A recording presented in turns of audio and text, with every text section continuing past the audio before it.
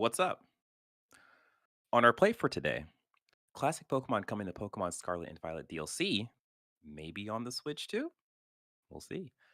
What is Elden Ring's recent announced DLC? And what does it mean for Armor Core 6? And the Olympics list of esports games is interesting. All this and more on Season 7, Episode 9 of Press X to Start's Gamers Digest. Making my own little thing. Making my own. What's up, everyone? I'm your host, DJ, aka Sexy Bad Choices, aka Wild Thoughts, Wild Hearts. I am joined by Hey everyone, it's me, Avery. Nailed It. Now you know who we are. Press X to Start Gamers Digest is a video podcast that condensed the most important gaming news from the past week into an hour-long meal just for you. We are live on YouTube right now. Yes, that is every Sunday at 3 p.m. Eastern Standard Time. What up, YouTube? Don't forget, you can support us by liking the video, subscribing to the channel, and hit the notification bell. If you are listening, thanks, listener. We would appreciate you leaving us a review on Apple Podcasts or podcast services you are currently tuned in on. If you want to join our conversations, you can by joining our discourse at pressx2start.com/discord. All right. Now you know who we are, what this is about. Let us get into the gaming news. Avery, what's number one? Okay, so here's a weird audible because I wasn't thinking straight when I was making the script, but I'm just roll with it. So there was a Pokemon Direct. I want to say the week prior to us recording this podcast, and it was a direct, I think, on the Pokemon anniversary. That was just pretty much a mini update on what the Pokemon Company really has to do, what really has for this year. Nothing really of any real consequence. This is also a weird story. I didn't watch it, but this is also because I've now gotten to the point in my life, which is sad to say, that I'm done with Pokemon as a multimedia franchise. So like there was literally nothing they could have done to really get me to be like super psyched for it, especially whether it was like, especially, yeah. That being said, there was one bit of news that was relatively interesting out of that, in that they are following up on the Actually, before we got into those news, I watched the Pokemon Direct or Pokemon Presents. It was fine. It wasn't. I don't think there was enough news for us to really talk about, other than the Pokemon Scarlet and Violet DLC that's coming out later this year. But we're gonna actually get into that in a weird sort of way with this news. So, go ahead, Avery. No, go. You jumped over what I was about to say and just went to it. So Oh, you okay. go. So you want me to just take this then? Yeah. Okay. So essentially, there has been a list of classic Pokemon. Never mind. Leaked. You jumped. You didn't read my audible. You didn't read the play. That's my bad. Oh, okay. Okay. No, Yeah, go because for it like then. this list is this is dumb. Because like this news story, and it doesn't actually report on what I wanted to actually report. This Oh, okay, like okay. the actual thing was I wanted to talk about the two DLCs that were teased and revealed for halfway through the year and then at the end of the year, which is in line with the cadence they had for the last Pokemon game, which was Sword and Shield, and that's DLC with Crown Tundra and the something Frontier or some bullshit like that. But this one is fuck. This one isn't like I said. I didn't play Scarlet and Violet, so like forgive me if I get shit wrong. This DLC takes place on a part of that game called Area Zero, and then it is two DLCs that are for both games. So this, even though they seem like one should be for Scarlet and one should be for Violet, people will be able to play both DLCs. They are versions. Yeah. Part one is the Teal Mask, which is going to be in the, I want to say, fall, late summer, early fall, and then the other one is going to be the Indigo Disc, which is going to be in end of the year, winter 2023. Both of them seem to have, if this game was very European Spain inspired, these games are taking shit back to a more Japanese aesthetic, in which both of them have to deal with your characters at school going on field trips to specific parts of the fictional Pokemon world with a very Japanese aesthetic. People are speculating that they're going back to Kanto, especially with the idea that the Indigo Disc, one of the new the Indigo Disc, one of the Paradox Pokemon that's the mascot for this thing, looks like it's covered with the Indigo League gym badges. Yeah, which looks Uh, really interesting as a design. yeah. And then in the actual part of what this story, well, the original story was going to be talking about was the idea that they're putting old Pokemon back in the game, which is I don't think much of a story because we've already gone through this with the last Pokemon game. The more and more they add more Pokemon to the franchise, the more and more they kind of have to take out, especially with Yeah, their the way they make games and the resources that they're willing to put into games. And even if they wanted to put more resources into the game, I think we're at 1,000 Pokemon right now. So like yeah. that is a bit too much. So you're getting a bunch of classic Pokemon. I think the thing that worries me as a person who played Pokemon Violet specifically, beat the game, it was doing as best as it could to handle that. So for them to be like, "Hey, we're gonna add more Pokemon," I'm just like, I I don't think that's a good idea for the version of Pokemon you guys have right now. That might not go too well for you guys. But you know, there's the part two to this story, which if it is true, could lead into okay, I see what you guys are doing. So you want to take that away, or you want me to take it away? I mean, you're the one who has the line of thought because my thing is a new Nintendo Switch isn't going to help this Pokemon game, and Okay. I don't want to belabor our old conversation about whether they were going to quote unquote fix this game before the end of the year. And I'm still of the mindset that there are going to be minor optimization things, but there's not going to be a cyberpunk level fix for this Pokemon game by Yeah. the end of this lifespan. Yeah. So I think so. A couple things. I think with them setting the release date for this next batch of DLC for mid-year to whatever late fall, I think that gives them time to continue working on this game.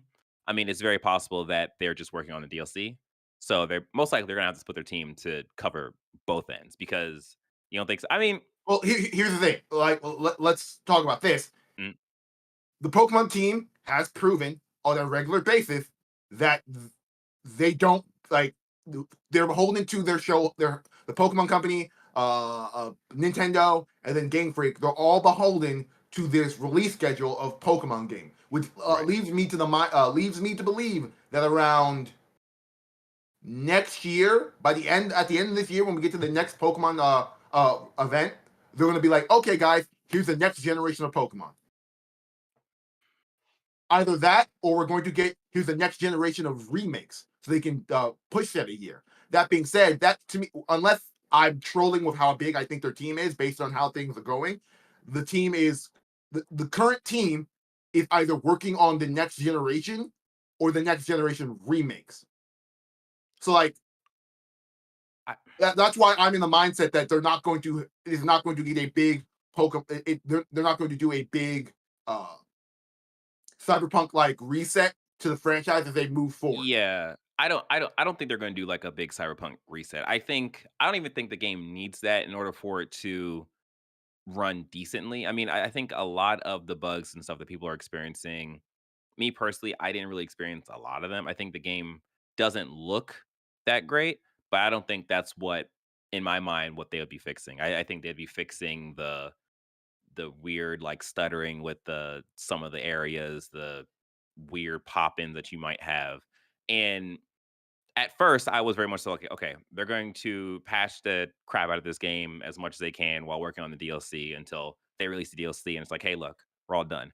But with the rumors of the Switch 2 being used as sort of a new foundation for graphics enhancements that could go into that version of Pokemon, I think that makes sense in terms of, hey, this is a way of us giving you a better version of Pokemon, but us not necessarily having to do a lot of the optimizations that would go into making Pokemon Scarlet and Violet work on current Switch. So I think with the rumors of the Switch 2, that whole process to me makes more sense. Before we move on, since you brought it up, the Switch 2 is a rumor that is being passed around. Certain people have talked about it in other ways. I'm of the mindset that based on Nintendo's own verbiage, and this is me could be me just believing the PR speak, they have no real plans for a Switch 2 this year. I think if there's a Switch 2, it is next year. I think if they were doing a Switch 2, they should have paired that shit with Breath of the Wild, the next Breath of the Wild to get it to sell. Uh, and then you get to the uh, then you get to the other problem of what the Switch 2 is and what Nintendo wants it to be. The strength of the Switch is its price and affordability in its price range. The Steam Deck for its power range. The Switch 2 is the Switch is running on pretty much slightly better Wii U hardware. I when people say Switch 2, I'm of the mindset that it's just going to be a new model of Switch, like how the 3DS had the uh uh uh like the various generations of the 3DS instead of this is a Switch 2 and we're pushing our hardware forward, if that makes sense. Because I think Nintendo wants to A keep keep the staying power of the Switch, B doesn't want to deal with the generation refresh, especially when they're already behind, and C I don't think has the willpower to pull the trigger and put out a $500 handheld. Well, that's the thing. I don't even think that Switch 2 is going to be anywhere near like as powerful as the Steam No, Deck or anything like no, that. Like yeah, I think like they're going for next gen, but like very much so bottom of the barrel next gen. So it being $500, I don't even think it'll be that expensive. Like I think it might top out at like well, 4. well, okay. I think this is why I didn't want to talk about the story. But this is my thing with the what is my understanding of what Nintendo is. I also Mhm. don't think they're going to make a competitor to the Steam Deck. I Yeah. think they're Right. happy Okay. with being at the bottom, but I'm saying that they're currently in a generation. They're currently more than a generation behind in terms of hardware architecture with the Mhm. Switch, and that's been just fine. But if they do another hardware, if we get the Switch 2 and then the current generation eclipses it, we're going to get the same problem that they had with the Switch. But I think that's not what their general issue is, and that's why I'm of the mindset that the Switch 2 is just going to be a better version of the current Switch with Yeah. better quality of life features and minor boosts, but not being like. But like the idea of calling it 2 is just like we don't know what to call what their next Switch is going to be. So Yeah, I mean, it very much be like a actual Switch Pro kind of thing that they were supposed to do, but that ended up being like the OLED, so on and so forth. Like even that, like I would consider that a upgrade if they do like, okay, well this OLED model has a bit more power, so like Pokemon actually runs at 30 and it's fine, or like Tears of the Kingdom will actually run well on this thing. Like that in my mind, I would consider that okay, that's an upgrade. But yeah, yeah, well, when yeah, no, you're good. uh, I'm not gonna belabor it. I've bowed out of Nintendo at this yeah, generation yeah. because I generally hate handheld gaming, and the Switch is such a underpowered piece of shit that like I don't like playing games on it. Because I'm like, Yeah, yeah. why couldn't I just play this game on a console that A will play it better and not make it look like shit? But yeah, that's my that's my weird Nintendo rant tangent thing about the Switch. But yeah, we'll see. I will if the Nintendo's evidence coming for me. They made me spill my tea. if the evidence well, if the evidence bears out, I will more believe in this. But Yeah, I'm more of the mindset that like if I'm if I'm Nintendo, corporate Nintendo, when we have a year full of games and we have Tears of the Kingdom and we didn't talk about a new generation of Switch, then we're hardcore trolling. We're waiting for more guns in more guns. I'll say one last thing before we jump. I think it's very possible that Zelda could be another cross generation game where it Well, releases for the Switch, does the well. minute you mention generation, then that it gets to the Well, problem what the Switch 2 is. generation, yeah, generation for Nintendo in terms of cross consoles, like cross current I Switch and don't then whatever Switch Pro, whatever. Well, yeah, we're just getting to the nomenclature of generation and console thing because Yeah, because yeah, I'm yeah, the mindset that like Nintendo's not going to abandon their current Switch hardware ecosystem, and that's why yeah. I'm not in the believing of this is a Switch 2 and it's going to be a minor upgrade at best. But yeah, moving on to our next story. This is from IGN. This is from Robert Anderson. Elden Ring Shadow of the Erdtree expansion is officially in development. So From Software on a random Tuesday, like the day after Elden Ring's like 1 year anniversary, just put out a blog post and say, "Hey, yeah, we're working on new Elden Ring DLC," and they showed off a nice little key art of what appears to be a evil looking Erdtree being watched over by various spiritual entities and a, I'm going to say it, young boy on the main horse Torrent looking in the distance. There's not much to say about this as the only person on this podcast who loves Elden Ring. There's no value in me going through what I think this is, No, but we no, no. I want you to tell me what you think this is because you have that source of knowledge where I look at this and I see it for face value. So what do you think this can be? you put me in a weird spot because I wasn't planning on talking about this, and now I have to figure Oh, out my thoughts. Uh, you can make it short. It's fine. I think the no, because like here's the thing. Here's why I don't want to talk about this because like this will I'm the only one who cared about this game. I'm also the only one who paid attention to its lore, and so it's not just me sitting here saying this is what I think it is. This is me like there's 15 different lore things I have to go on to make everything I'm about to say make sense because I'm going to use all the Okay. proper nouns, and if you don't know Elden Ring in any real detail, it's going to be useless. That's true. No, you're not wrong about that. Okay. Well, you're definitely gonna play this, right? Oh well, it depends. If this releases in a, I am not someone who regularly plays the From Software DLCs. I just usually Oh, they will. Because the issue is they release in a time where I just don't have like I as much as I love the From Software games, they are they require to be in a certain mindset and state of mind to get through. And more often than not, they come out in a period of time where I just moved on completely, and so the muscle yeah, memory of jumping back into what's probably going to be my like max level save and dealing with this and dealing with this shit. Like I just don't have this. So like what's going to determine if I buy and play this DLC is whether there are any other big games around it. If there are, I'm just gonna have to bow out and I'll just have to pay attention to Fati Video and everyone else to figure out what I missed. Because like yeah. I put 180, yeah, I think so, 180 hours into fucking Elden Ring, All right. and Yeah. like I'm not doing that shit again. Hmm. Okay. Okay.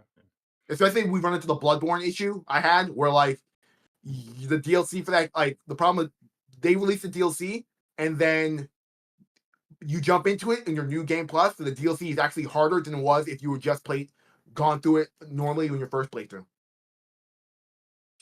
Gotcha. Gotcha. All right. Well, what I found interesting about this, yeah, as Avery said, when they announced the fact that they're gonna be working on DLC, it was very much so. Yeah, guys, we're gonna be working on this. Stay tuned. There was no release date, no kind of release window, and in my mind, I immediately thought, okay, well, where does this put Armor Core 6? Because that was the last thing you guys said, and that was for 2000. Oh, Jesus, 2023. I don't know why I jumped to 2000. So I was very much so like, all right, that's interesting. And then we have some more rumors about Armor Core 6 in relations to this Elden Ring DLC. So I'm just gonna go ahead and just, I'll take it. This comes from Exputer. Uh, the headline reads: Armor Core 6 has a September to October release window. So with us not knowing exactly when the Elden Ring DLC and then having this to be anywhere from September to October, it's very possible that we will get the Elden Ring DLC probably late fall, November, December, maybe. When did Elden Ring released in February, right? Yeah, right. So I guess next February would make it 2 years. I guess it depends on how big the actual DLC is going to be. Because the other Dark Souls, or I guess from Software DLC, they're pretty like substantial, right? Okay. So it's possible that this could, because I imagine if this rumor is true, we have Armored Core 6 release in September, October, probably give or take a month or two for any kind of bug fixing they have or like support essentially. And then they could probably go further full steam ahead with the DLC. So we might get it late fall, might get it early 2024. There's always a possibility that this rumor is not accurate and we get the Elden Ring DLC before. Oh, so everybody doesn't believe this rumor is accurate. So, I didn't want you to cite the source when you were saying this because, like, now you've made it be like, oh, this is an actual thing we should talk about. Where I removed this from the list because they don't have any sources. They're just no. like, "Oh, our source is us. Trust us. I don't know who you are, computer. Like, D didn't even point out an author because there is no author. There's no journalist to put this in to do the research. So I'm like, hey, you're gonna Well, bring this up. actually, it's by EXTAS1S. So whatever that is. Okay, yeah, But it's yeah, like this is just a thing that a lot of people have been talking about, and it's Armor Core 6. So of course I want to talk about this too. Um, I definitely, because my question was always, when is Armor Core 6 going to drop? Because they didn't put an actual like release window or anything. They just said 2023. And that's usually a kind of placeholder for when they get further along, more details. They did have an event early February, I believe, or late January where they were just kind of talking. But even that didn't really feel like they were in a solid place. They were just kind of answering questions about the game. So it is very possible that we might not get this. We might get this in 2024, and then the actual Elden Ring DLC drops fall of this year, kind of thing. Or we can be in a situation where we get the Elden Ring DLC in 2024, 2025. We don't know. We'll see. Anyways, I think this is interesting. I hope that this rumor for the September/October release window is accurate for Armor Core 6 because I am waiting. All right, Abby, what's next? okay. So this is our next story with an actual source. I'm joking. That was just me trolling, hard trolling. I apologize. You're This good. is from Isaiah Colbert. This is from Kotaku.com. Forspoken Studio being absorbed back into Square Enix. So this is essentially off the back of Forspoken's poor reception. We're not sure if it's actually poor. Poor.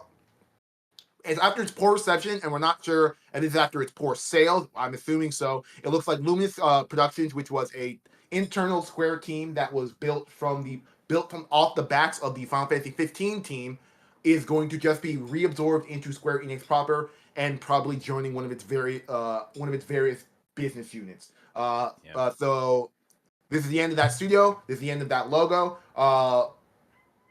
This is probably and definitely the end of Forspoken, which I would think so.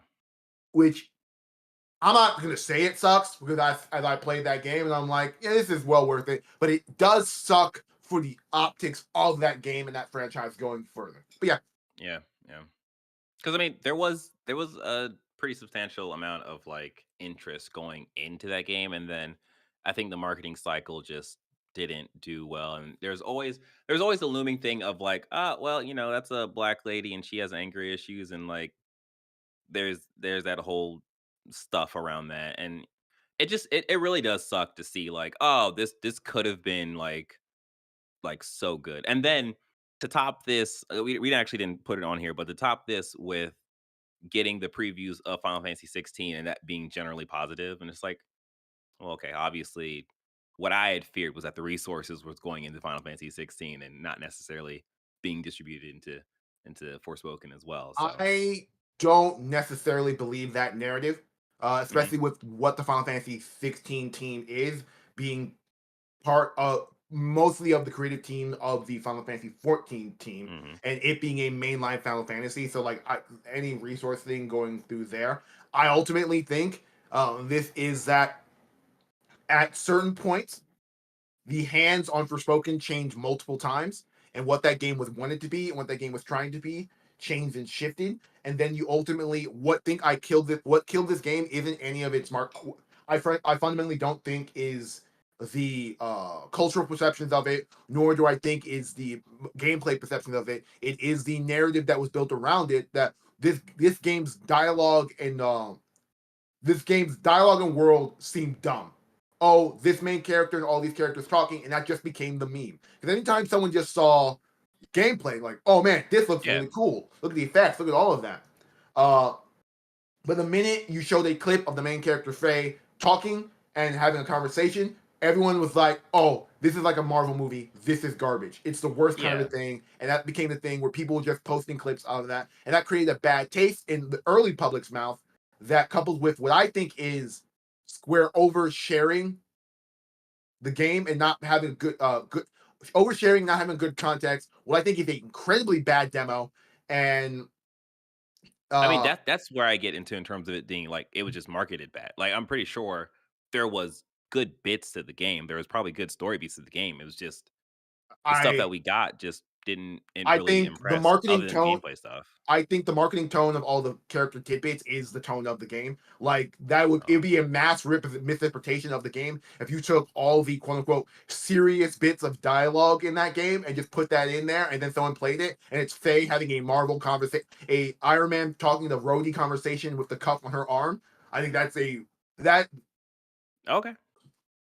I Yeah. mean, yeah, I could be wrong, and it could be all just like a they didn't show the best bits, but I think they showed the best bits of the game, Oh, okay. Well, again, I which didn't play it, so I don't know exactly what they showed versus what were considered best bits. But yeah, that's unfortunate. What's not unfortunate is you, listener and viewer, do us a solid. Hit that like button if you're watching the video. Subscribe to the channel and hit the notification bell. Do those three things, please, and thank you. If you are listening, leave us a review. We greatly appreciate it, as always. And then go back to listening to the podcast because it's cool and we're cool and you're cool for doing that. So continue to be cool. With that being said, all right, Avery, let's jump back into the news. cool. My headset died for a second, so I was very Uh confused. oh. Anyway, our next piece of news is from Ethan Gotch at Kotaku.com. EA lays off 200 Apex Legends testers over Zoom call. Is essentially that there's an EA office in Baton Rouge, and without based on the narrative that we've been seeing with a lot of layoffs in the tech sector, that in an effort to maximize profits and please shareholders, EA principally fired the what on paper sounds like the entire QA force for this game. But what I'm betting is because this is wasn't what I'm guessing is more like they canceled the contracts in which these QA testers were working with them, and that removed 200 Apex Legends testers call. They did it Right, over a right. Zoom call. There's been a lot of conversation about whether doing the layoffs over a Zoom call was in good taste, but there's also the argument to be there's also my mindset of firing over anyone over corporate financial hierarchy is never in good taste. So I there's no good way to do any of this. But yeah, Yeah, this it's just it's terrible for the testers who were just blindsided by this and like, it always sucks. But yeah, I believe you are right. The contracting agency is called Magnet Global. So it's very possible they are working out a new deal with EA and they give numbers that EA didn't want or didn't like, and EA was like, okay, we'll just find other testers. yeah. I think the thing that really sucks about this is the fact of how we just or how we're educated on how Apex Legends, like, their iteration and development cycle works, where, like, they iterate for a very long time on an idea, and after that after that idea is good, and then they start the production phase.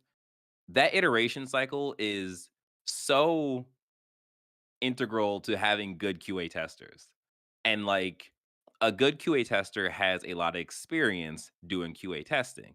I've done QA testing before in my past, and it's not necessarily an easy thing.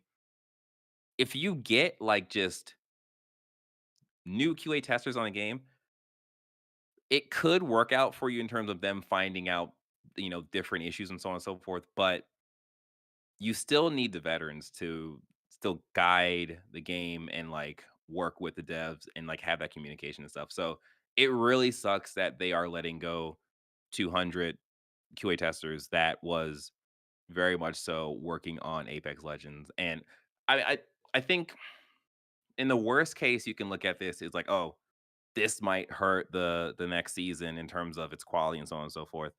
I'm pretty sure EA will make sure that that season releases in the best possible way, especially seeing how Apex is essentially a cash cow for EA. But it does just suck in every shape and form that these people have been let go and now they have to figure out what to do. I mean, it's very possible that these people can get rehired under a new agency to continue working for Apex Legends, but we don't know. We just know that they just got laid off. So Yeah, it's par for the course for all the corporate layoff. This is based entirely on keeping shareholders. The decision to lay off a workforce this big is based entirely on maintaining profits during a recession with shareholders who desire only growth and see any, I guess, just being competent at your jobs and making continued amounts of money as yeah. not the right move. So yeah, uh, uh, uh, heart goes out to that team, and I hope they find new work in the QA sector, which is becoming an increasingly bigger minefield in the gaming sphere. Yep. Yeah. So our next story, this is from Vice.com. This is from Renata Price. This is from Waypoint from Vice.com. Is the list of official Olympic esports is extremely weird. So hey, I'm a big fan of the Olympics. I watch it every 4 years. It's a Oh, major really? part of yeah. Oh, I have a family that, how do I say this? How like do I the say this? Olympics? Yes. So I've grown up watching the Olympics. Gotcha. I There was a chance I could have went to the Atlanta Olympics when I was a kid. That didn't pan out. It's a whole thing. I'm a Oh, big fan of it. I also am fully aware of all the problematic aspects of the Olympic and the IOC and their ability to disrupt and destroy ecosystems in their effort to put on a show. But there is the argument, but I very much am the hopeless optimist in that, in which every 4 years we just come together and compete, and pretty much every, sort of like the World Cup, every cultural moray melts away and everyone's just focusing on this one thing as a whole world. And I think it's a beautiful thing. I also yeah. think the Olympics are the coolest bits of competition you're going to get, because it's also a melting pot of every every nation's best players, which is always cool to see. I'm also a hardcore patriot, and I 100% love watching America just rack up medals as we send 10 times the national population of other smaller countries to the Olympic Games. It's always a fun thing to watch. Always a fun thing to watch. Nothing makes me happier than the dream team, Michael Jordan, and them, us just sending in NBA athletes to smurf on other players across the world, to the point where now teams, uh, uh, they look, foreign countries look for the most minor genetic connection to get a NBA star to come play for their country Yeah. instead of playing on the NBA team. But yeah, something that's been talked about for the last couple of years is esports, and esports in regards to the Olympics, and what that would how would I say, what that would present itself. What games are we talking about? Uh, Based on everything I know about the Olympics, 99% of competitive esports are not going to get touched with a 10-foot pole. They're not going to allow any violent sport. Like, they're not going to allow any overly violent activities at the Olympics. Now, you're going to say, oh, but they show wrestling and do all those other combat sports. MMA has been popular for the last 15 years, and there's never been a single MMA exhibition Yeah. at the Olympics, which it tells me that when they're doing contact violent sports, there is a focus on the cultural tradition of that sport, of those. So like, you can cut out 90% of the games out there that are popular. So when we get to this list of 10 games, I, like many people, was incredibly perplexed about their choices. And I was I think my choice quote was, "This is the most offensive thing the Olympics have done, and they used to be Yeah. racist." And this is generally how I feel. Okay, so the number one thing with a bullet, which I think is the coolest thing about this, and probably should have been there for a long time ago, is chess. They're putting Yeah. chess. First of all, the Olympics don't know what an esport is. First and foremost, they don't know what an esport is. Oh We'll yeah, get to that. absolutely no. We'll get to Yeah, that. yeah. But one of the games they're doing is chess. Okay, cool. Chess is something that's been super big for Millennia. yeah, Like for millennia, and like the fact that it's not been an Olympic activity is been something that this is cool and remedies. So I'll actually go through the list of how they presented it, and then I'll tell you what the actual games are. So they've got archery, baseball, chess, cycling, dance, motorsport, sailing, tennis, and taekwondo. On the paper, on the first thing, I'm like, aren't these already Olympic sports? And I'm like, yeah, that's super weird. But these are yeah. already Olympic sports. And then if you check out the Vice article, they go down and give you a rundown of what games that they actually want this to be based off of. For chess, they're using chess.com, which is an incredibly popular chess website. I think it's the most popular chess website, and that's actually a really cool thing. For racing, shout out to Sony for I don't know how much money they Yes. paid for this, but they got Gran Turismo, the most recent Gran Turismo, to be the racing game for this. So I'm like, and this is, You know I'm not what? gonna. You know what I think though? I think if Forza Motorsport came out already, that would probably be the game over Gran Turismo. I don't think It's it's just okay. Here's my thought, because like I made a joke about Sony paying money, and that's a possibility, and I'm gonna get to that. But I yeah, also think this is more or less that the PlayStation is a bigger console across the that's a entire good point. world, and That's a good that point. like Yeah, I didn't think about that. this is one of those things where this has been a great opportunity for Jordan to put his 2 cents in about racing games. Even Mhm. though I don't think he played Gran Turismo, so like there is a little bit of weird bias there. I th- I think he might have, but I'm not sure on that. I think he did on PS. Anyways, continue. I'm not. Yeah. But yeah, Living Grand. Well, I think it's actually pretty cool. Like when in terms of games using a sport and like a game that's Sony is always going to put out, cool. But like my issue with my issue with Olympic sports and why probably this won't work because they're never going to pick a single game. No single game is going to live forever enough to be an Olympic sport and to be supported for going forward. That doesn't exist. There's always going to Right. be iterations for most things. There are games that are platforms, but they chose none of them. But yeah, and then then for dance, it's Just Dance, which I think is fucking hilarious, and I cannot Yo, wait to see it. that that is bonkers to me. Like Just Dance is I I can't wait to see that in practice. I cannot wait to see how they present that and how they grade that because it is just like I don't even I just can't wait to see because I play Just Dance with my niece and my wife, and it's just like, all right, all you gotta do is just move the remote in a certain way, and it will. You did a dance move, and it's just like, all right, man, this ain't even. You're not even doing anything. Like, come on now. So we'll see. We'll We'll see see. how that goes. There is an ecosystem of Just Dance people, so There is. There there is. is. But yeah, so this is where we get to my issue with them calling it esports and how they don't understand what esports is. Because Yeah. none of these games are esports, per se. There's no chess esport, there's just professional chess.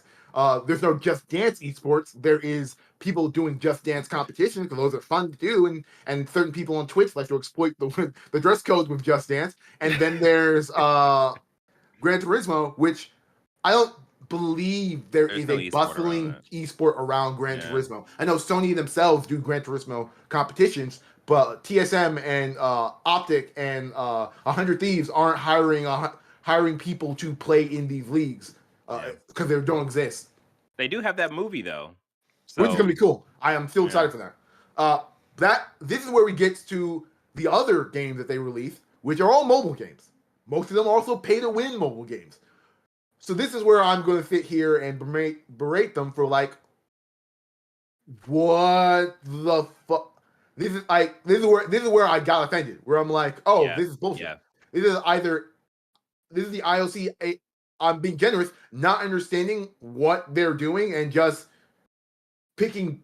I'm going to say bad games, or more realistically, this is mobile game companies coming to them being like, let's put our games in here Yeah. and we'll pay you to do it. We'll just get Yeah. money off the back end. Which I'm like, oh, that's not good.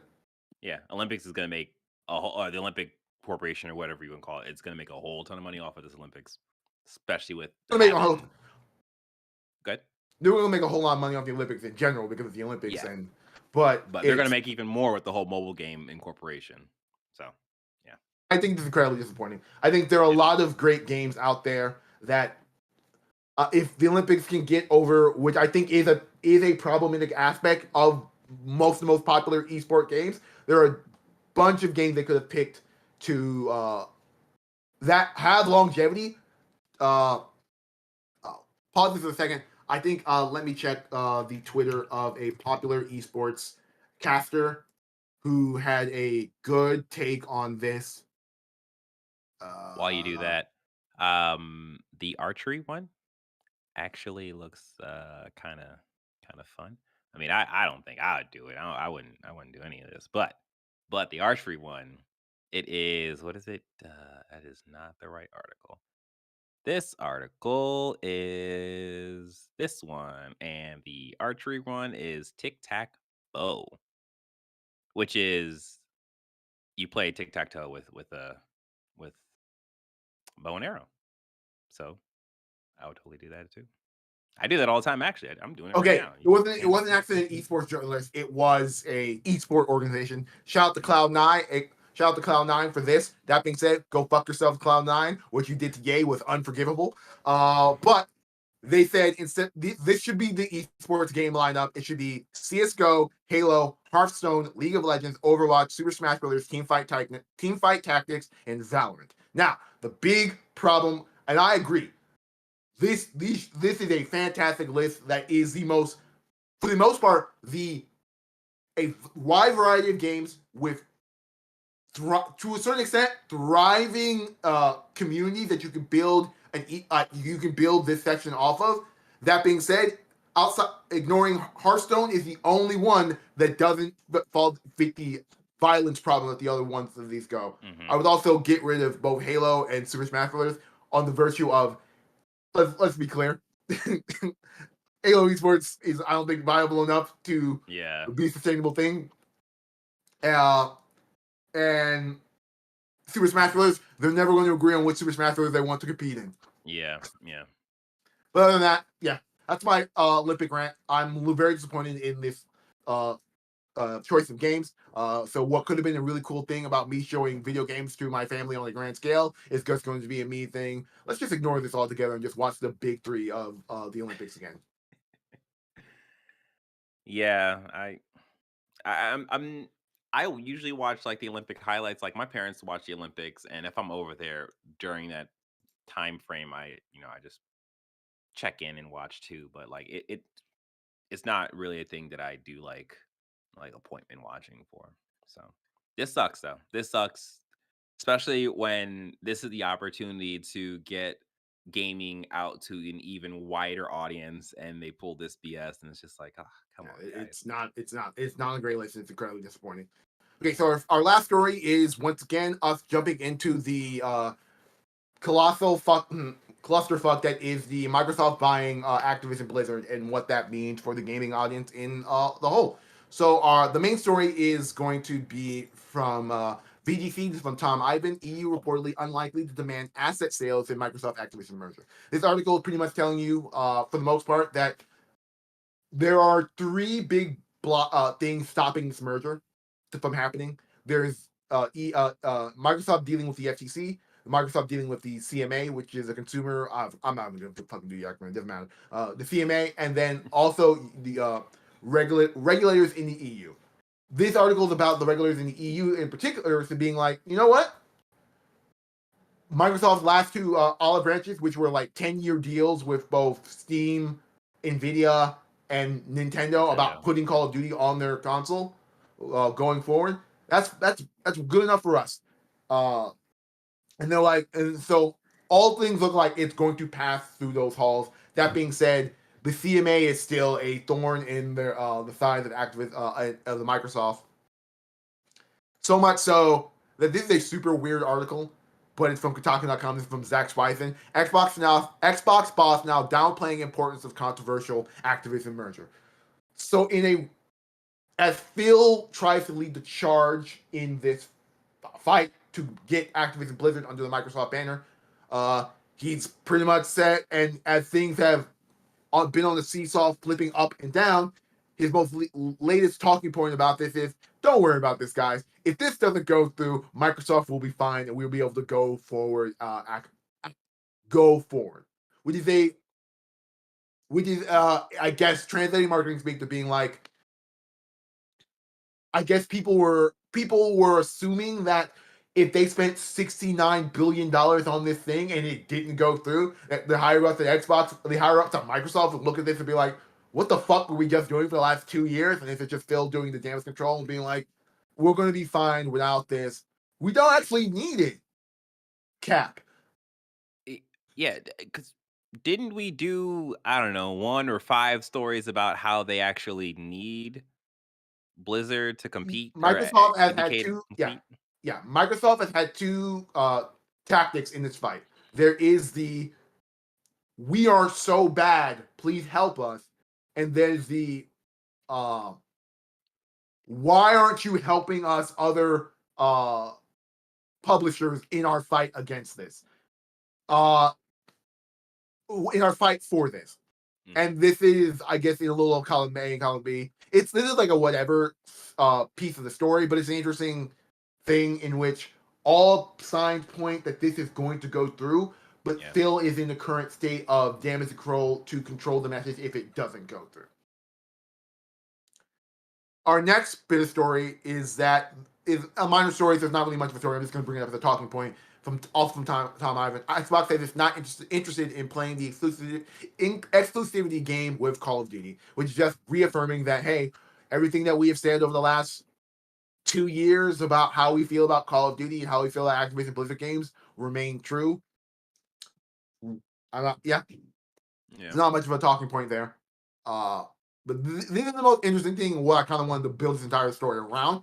Sony ordered to reveal third-party exclusivity deals as part of FTC's Activision Blizzard buyout lawsuit. This is from Cameron Koch. It's from GameSpot.com. Essentially, one of the things that we're talking about last couple of weeks was that Microsoft was sending subpoenas to Sony to reveal confidential information about Sony, and Sony has been able to defer most of that stuff up until now, where at least the courts and the FTC have been like, no, we kind of want to see what this is, which is going to finally put to bed certain talking points that Microsoft has talked about, that Sony is paying to block games from Game Pass, but also is going to clarify for everyone else what these Sony deals are with certain games, like what's going on with Final Fantasy VII Remake and why it's been over about 2 years now and that game not on Xbox. I feel like this would be the point where someone's like, you know what? We're fine. You do that. Because this is not something that they want out. And it's almost 100% guaranteed that whatever classification they try to put on this is going to get leaked out. And I don't think that there's only bad news that can come from this for Sony. Like, I mean, this entire Activision Blizzard thing has been bad news for everyone, and it hasn't really affected much. It's what I mean is, I think say the stuff gets put out, right, and then we find out that Sony paid Square Enix, I don't know, the 50,000 for exclusivity on. There's no way it was 50,000. Yeah, I know. I'm just giving a number. But like, what I'm saying is that those deals made with the publishers are often, there's no like cross communication with the publishers in terms of like how much is getting paid. So if this information is out there, Ubisoft could be like, oh, so you paid Square X number of dollars. We would like something like that, very similar too.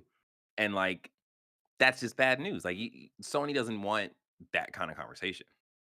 That is true. That being said, we're over. One of the things this does, Xbox wanted all their deals from 2012. The court said, no, 2019 is where you're going to start getting this information.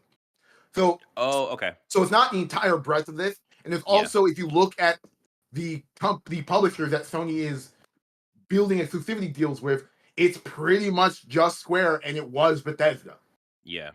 There's Okay, not that's real fine. Yeah. anywhere else. So it's like this could be a problem going further if Sony wants to maintain those business deals because people are going to see this information. But ultimately, all it's going to do is put more pressure on their relationship with Square. Yeah.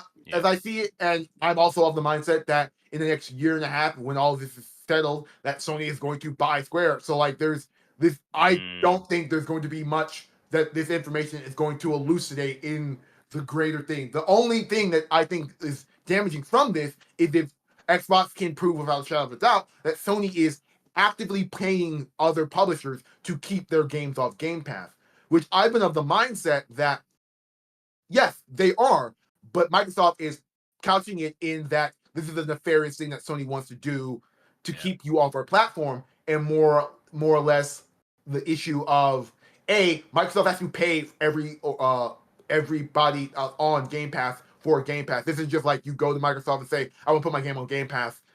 And they're like, we don't want to pay you, so you're not, your game's not going to be on Game Pass. That's, I guess, the kind of relationship. So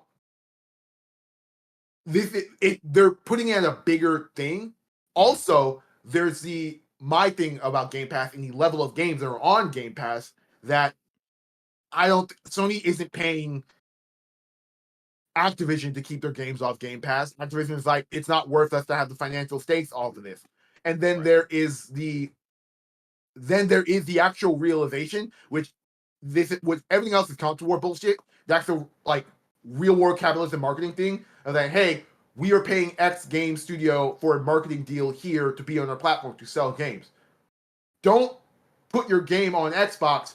Don't put your game on Game Pass, because they're going to advertise your game as a Game Pass game, and suddenly all the marketing dollars we're putting into you to get people to buy it on our console is not going to happen, because they're going to just go to the free console, if that makes sense. You can't get this money from two sources. Like it's us or Microsoft.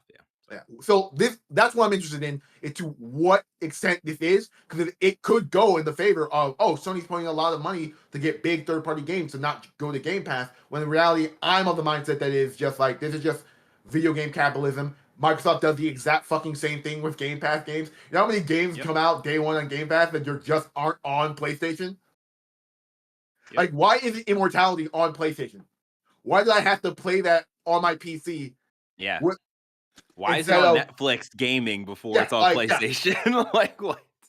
And then we also, I'm also not worried about this, because we also learned that Persona wasn't on Xbox, not because PlayStation played them, but just the Persona team in Sega just didn't believe in the Xbox. So Phil and them had to go over and say, we want you to put our games on them. I'm like, okay, cool, sure. And you're going to pay us to put our old games there? All right, cool. Right.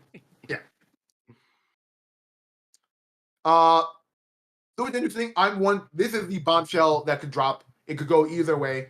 And then another bit of news. This is from GameRanks. This is from Dennis Patrick. Sony's first-party exclusives apparently can't turn a profit. Now, this title would lead you to be like, they're losing money on all these games, which I would say is a little bit, not how to say, they're stretching the truth a bit. I'm gonna read the quote. This from I'm gonna read an excerpt of this. In CMA Phase 1 responses, Sony makes an interesting claim that third-party franchises like Call of Duty inadvertently helps fund first-party game development, implying that without this, Sony may not be able to serve its high-profile first-party games. This is why I'm saying they're stretching the truth, in that this is this is how video games work. You put out first-party games to sell your console, and then you make all your money on third-party games to enrich your ecosystem. This is just like I said, stretching the truth. We would still be getting Gods of War. At least we would still be getting God of War. No. Sony would still be cultivating first-party games if it had low. I'm gonna flip this. Flip this to the Microsoft thing, because they're not the market leader, and they're quote unquote doing worse. they're still funding first-party games with demonstrably a weaker market share than Sony. So it's like this is just, I think, a stretching of the truth of for a headline. But I think it's an interesting tidbit of Sony of just coming out and say, hey man, Sony's strengthening of the we need Call of Duty on our ecosystem. Which fun fact, this I didn't put the news in there because I couldn't find enough good sources, but this is the thing that came out of this. Sony makes up 13% of the revenue that Activision Blizzard makes. Microsoft brings in not point some percent. That's not even eligible on their market on their bank sheets. Oof, Jesus. Yeah, but yeah, I mean, just to go back to this, it's like, yeah, like God of War, that game specifically is just. It takes a lot of money to develop that. Like, there's a lot of moving pieces and moving parts that goes into that. There's a lot of motion capture that goes into that, and that money has to come from somewhere. Like PlayStation, Nintendo, Microsoft, they get the money by the games they have on their consoles. Like that's how the money moves in that industry. yeah. So Without seeing the marketing pie chart about how much first-party games bring in versus everything else around it, which even that doesn't make any sense because like Sony puts out 5 first-party games maybe a year versus the 500,000 that release on the year. Of course, the math and pie chart of this is going to be skewed in one direction. right, yeah. That's an interesting statement. Yeah. But This is once again the roundup of all the bullshit in this fucking trial, whatever controversy about Activision spending 69. Microsoft jumping a bunch of money on the video game industry in order to strengthen their own mistakes. I'm gonna keep saying it this way because this is how I feel about this. It's all.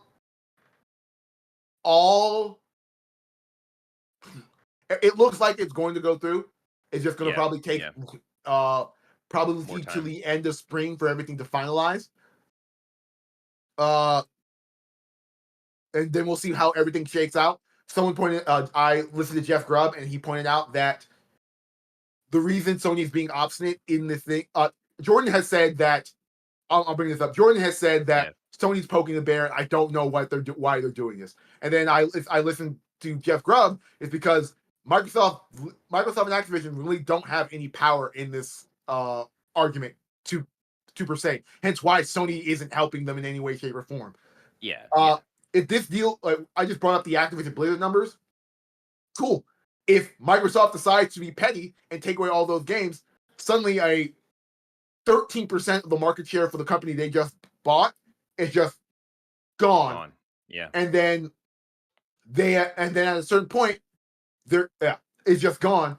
Couple that with the fact that if they were to do that, Jeff Grubb pointed this out to me that the regulatory bodies don't just approve deals to just take hands off. They approve deals and then they watch you.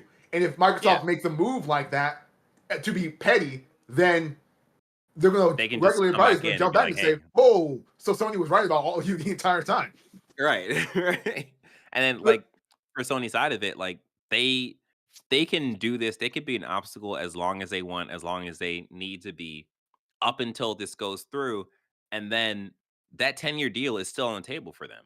Like they still have the power to accept that same kind of deal that Microsoft gave Nintendo and Steam Deck or Steam, right? That's, Steam. Steam. Microsoft, Steam, and Nvidia.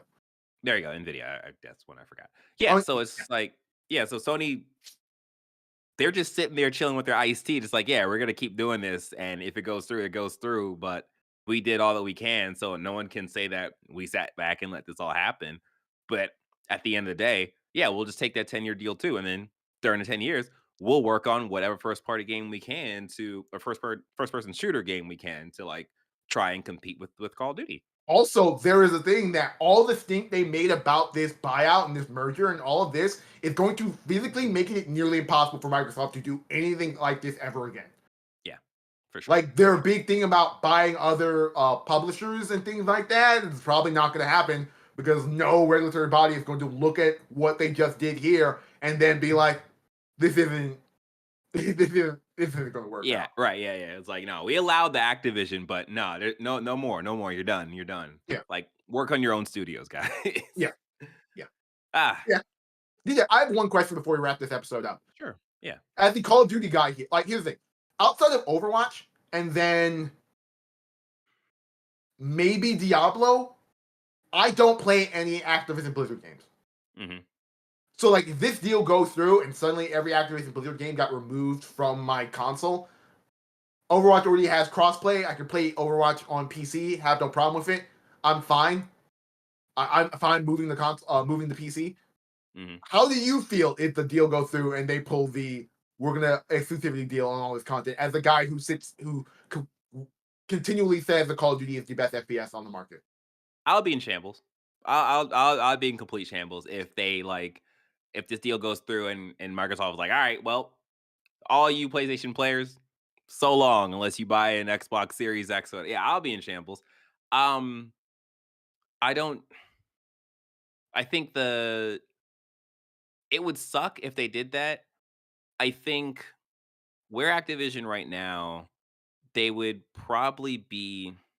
I would probably be more happy for them if Bobby Kotick is no longer a part of that company and like the higher ups, all that stuff gets replaced and the working environment is just overall just better for those people. I think Yeah, you're gonna get half. I'm thinking you're gonna get half of that. I think Bobby's gonna yeah, leave, yeah, but most of the people who hired under him, who were yeah, awful are their still gonna be entire careers, there. probably gonna stick there.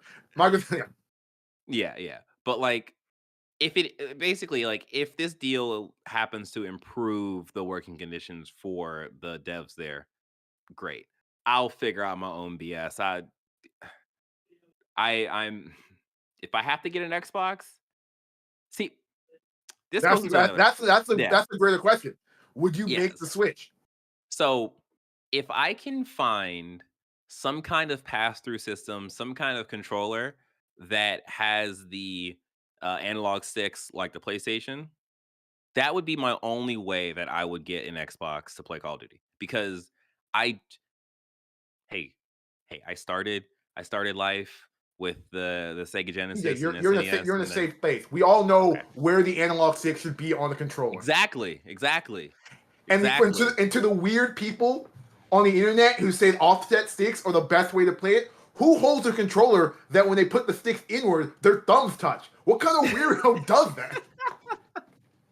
Look, viewers, look in my eyes. You see where they are? They're symmetrical. They're not offset like freaking Xbox. Like, who does that? Why? Why would you do that? That makes no sense. And yeah. So yeah, if they do that, if they pull it off, it would suck. It would just suck. I don't know. I don't know what I would do in that reality. I might just pick up golfing or something. I don't know. We'll Or see. you could spend more time with your games of service that you play on PlayStation. Oh, of course, of course. I might have to go back to Destiny. You know what I mean? All right. Well, that has been it for the podcast. That has been it for Press X to Start's Gamers Digest. We hope you enjoyed this podcast slash episode slash conversation as much as we enjoyed having those three things. Please don't forget to rate and review us on your favorite podcasting apps. Please like, subscribe, and hit the notification bell. I'm waiting for you to do it. Do it right now.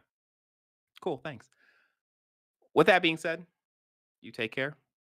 Good morning, good evening, good night, and I play have some games. one thing to say. Oh, I just okay. remember this conversation. Hey everyone, this is Avery Williams, the esport guy on this website. I just watched Valorant's lock-in competition, which was 30 teams from all around the world playing in Sao Paulo, Brazil, in a best of 3 single elimination bracket that resulted in one team winning. Look, Oh, wow. all I'm saying is that the good esports leagues have already done the work of building regional teams. Just talk to Riot. Give them full control of the Olympics. Let me have every 4 years the Canadian team of Tens, FNS, Sub Rosa, fucking Yay, and Leaf or some bullshit playing for Team Canada. Let me root for something. Come on now. Also, shout out to Fnatic. Boaster, you're absolute. You're probably the. I I have watched. It's been 2.5 years since I got into watching Valorant as an esport, and it's been so fascinating to watch Boaster go from the dude who lost the Sentinels in the BO3 3-0, BO5 3-0, and crying as he lost, his one chance, crying at a heartbreaking loss, to then watch that dude raise a trophy nearly 3 years later, and cry because he won.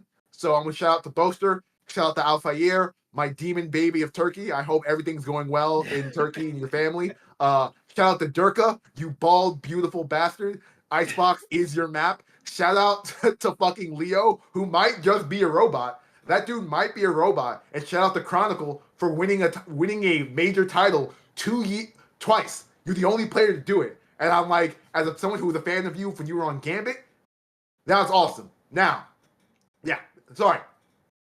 Now you won't be hearing about me talking about Valorant till next week when they release the next season. But that's not here. Yeah. And you know what? Shout out to you, listener. Thank you for riding our crazy roller coaster. Press X to start Gamers Digest. See ya.